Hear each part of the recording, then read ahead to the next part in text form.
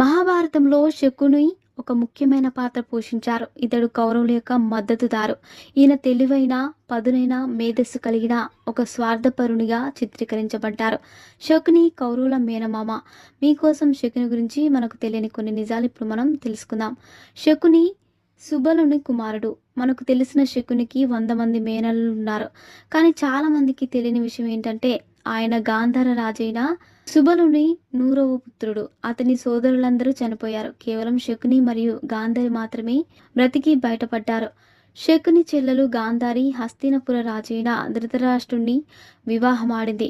ఈయన పుట్టుకతో గుడ్డివాడు. శకుని తన తండ్రి ఇష్టంతో జరిపించినప్పటికీ చెల్లెలు ఒక గుడ్డివాడిని వివాహమాడటాన్ని ఇష్టపడలేదు. చెల్లెలు కూడా తన భర్తను అనుసరిస్తూ జీవితాంతం గుడ్డిదాని వలె కళ్ళకు గంతలు కట్టుకోవాలని నిశ్చయించుకున్నప్పుడు ఆయన కోపం తారాస్థాయికి చేరింది. ఒక కథ ప్రకారం